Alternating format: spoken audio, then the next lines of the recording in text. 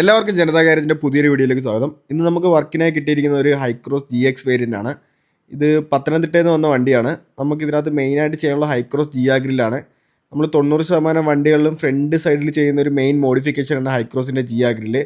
അതിനോടൊപ്പം തന്നെ ഇതിൻ്റെ ടെയിലും നമുക്ക് കുറച്ച് വർക്കുണ്ട്. കണക്റ്റിംഗ് ടെയിൽ ലാമ്പ് ഇൻസ്റ്റാൾ ചെയ്യാനുണ്ട്. ഇപ്പോൾ വന്നിരിക്കുന്ന കമ്പനി ടെയിൽ ലാമ്പ് റിമൂവ് ചെയ്തിട്ടാണ് നമ്മൾ ചെയ്യുന്നത്. ഡയറക്റ്റ് പ്ലഗ് ഇൻ ഫിറ്റ് ആണ്. ഈ ഒരു ഹൈക്രോസിൻ്റെ ടെയിൽ ലാമ്പ് ഓൾറെഡി ഡാമേജ്ഡ് ആണ്. അതുകൂടെ കൊണ്ടാണ് നമ്മൾ ചേഞ്ച് ചെയ്യുന്നത്.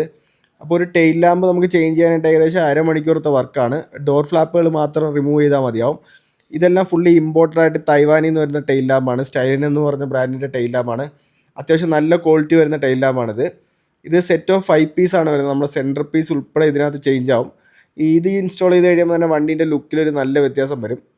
അപ്പോൾ നമ്മുടെ ഫ്രണ്ടിലത്തെ GR ഗ്രില്ല് ഓൾറെഡി ഇൻസ്റ്റാൾ ചെയ്തിട്ടുണ്ട്. GR ഗ്രില്ല് ഓൾറെഡി തൈവാൻ ഇമ്പോർട്ടാണ് വരുന്നത്. ഇതിൻ്റെ ടൊയോട്ട ലെറ്ററിങ് നമ്മൾ ഗൺമെറ്റൽ ഗ്രേയിലോട്ട് കൺവേർട്ട്. അതിനോടൊപ്പം തന്നെ ഇൻസൈഡ് ഒരു മെഷ് നമ്മൾ ആഡ് ചെയ്തിട്ടുണ്ട്. റിയർ ഭാഗത്തേക്ക് കുറച്ചുകൂടെ കവറേജ് കുറയാൻ വേണ്ടിയിട്ടാണ് ഈ മെഷ് ആഡ് ചെയ്യുന്നത്. നമുക്ക് ബേസ് തൊട്ട് ZX വരെ എല്ലാ മോഡലും നമുക്ക് ചെയ്യാൻ പറ്റുന്നതാണ്. അപ്പോൾ ഇതാണ് കണക്റ്റിംഗ് ടെയിൽ ലാമ്പിൻ്റെ ഫംഗ്ഷനും വരുന്നത്. ഫസ്റ്റ് ടൈം വണ്ടി സ്റ്റാർട്ട് ചെയ്ത് പാർക്കിൽ ഇടുമ്പോഴത്തേക്ക് തന്നെ ഈ ഫുൾ സ്കാനിങ് ഫംഗ്ഷൻ വരും. ഏകദേശം ഒരു 40 സെക്കൻഡോളം ഈ ഒരു സ്കാനിങ് ഫംഗ്ഷൻ വരുന്നുണ്ട്. അതിനുശേഷം ഫുൾ സ്റ്റേബിളായിട്ട് നിൽക്കും. ഇതിൻ്റെ റിയർ ഭാഗത്തേക്ക് ഇന്നോവേൻ്റെ ഒരു ക്രോം ബാഡ്ജിങ് വരുന്നുണ്ട്. നമുക്ക് ബ്ലാക്ക് വണ്ടിയൊക്കെയാണ് യൂസ് ചെയ്യുന്നതെങ്കിൽ ഈ ഇന്നോവേൻ്റെ ബാഡ്ജിങ് നമുക്ക് പെയിൻറ്റ് ചെയ്ത് റിമൂവ് ആക്കാൻ പറ്റുന്ന ടൈപ്പാണ്. അപ്പോൾ ഫുൾ സ്കാനിങ് ഫംഗ്ഷൻ കഴിഞ്ഞതിന് ശേഷം ടെയിൽ ലാമ്പ് സ്റ്റാറ്റിക്കായിട്ട് ഇങ്ങനെയായിരിക്കും നിൽക്കുന്നത്.